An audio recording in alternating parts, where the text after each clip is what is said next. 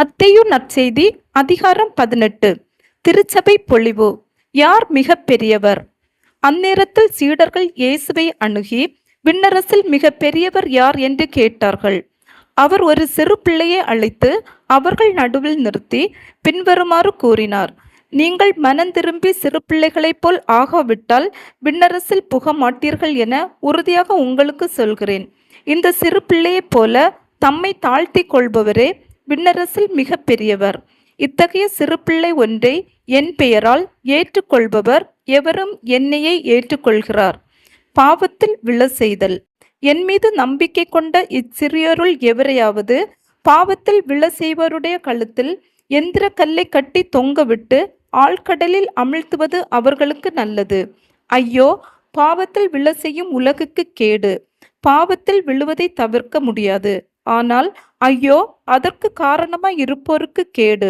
உங்கள் கையோ காலோ உங்களை பாவத்தில் விழ செய்தால் அதை வெட்டி எறிந்து விடுங்கள்.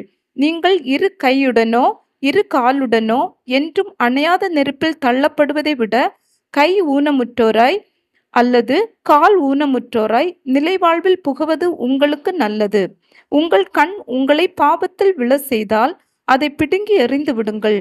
இரு கண்ணுடையவராய் எரிநரகில் தள்ளப்படுவதை விட ஒற்றை கண்ணராய் நிலைவாழ்வில் புகுவது உங்களுக்கு நல்லது.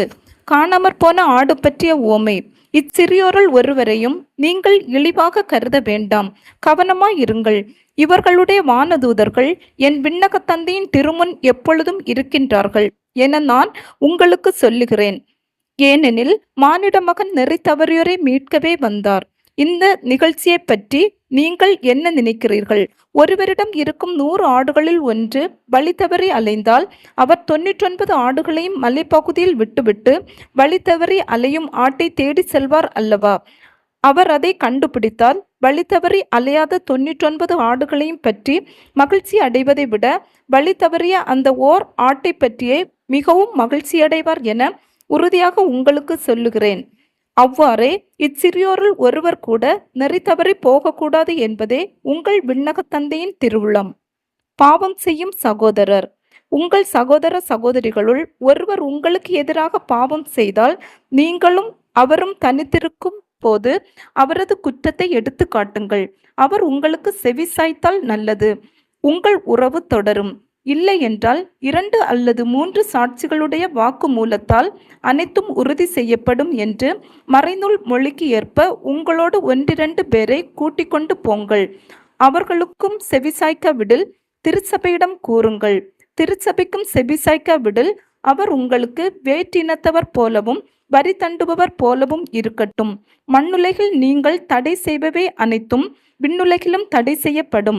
மண்ணுலகில் நீங்கள் அனுமதிப்பவை அனைத்தும் விண்ணுலகிலும் அனுமதிக்கப்படும் என நான் உறுதியாக உங்களுக்கு சொல்கிறேன். உங்களுள் இருவர் மண்ணுலகில் தாங்கள் வேண்டும் எதை குறித்தும் மனம் ஒத்திருந்தால் விண்ணுலகில் இருக்கும் என் தந்தை அதை அவர்களுக்கு அருள்வார். ஏனெனில் 2 அல்லது 3 பேர் என் பெயரின் பொருட்டு எங்கே ஒன்றாக கூடியிருக்கின்றார்களோ அங்கே அவர்களிடையே நான் இருக்கிறேன் என உறுதியாக உங்களுக்கு சொல்கிறேன். மன்னிக்க மறுத்த பணியாள் உவமை. பின்பு பேதுரு இயேசுவை அணுகி, ஆண்டவரே, என் சகோதரர் சகோதரிகளுள் ஒருவர் எனக்கு எதிராக பாவம் செய்து வந்தால் நான் எத்தனை முறை அவரை மன்னிக்க வேண்டும்? 7 முறை மட்டுமா என கேட்டார். அதற்கு இயேசு அவரிடம் கூறியது, 7 முறை மட்டுமல்ல, 70 தடவை 7 முறை என நான் உங்களுக்கு சொல்கிறேன்.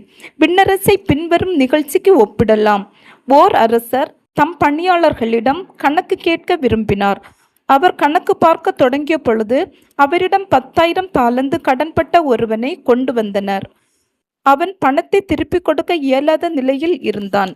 தலைவரோ அவனையும் அவன் மனைவி மக்களோடு அவனுக்குரிய உடைமைகள் யாவற்றையும் விற்று பணத்தை திருப்பி அடைக்க ஆணையிட்டார். உடனே அப்பணியாள் அவர் காலில் விழுந்து பணிந்து, என்னை பொறுத்தருள்க, எல்லாவற்றையும் உமக்கு திருப்பி தந்து விடுகிறேன் என்றான்.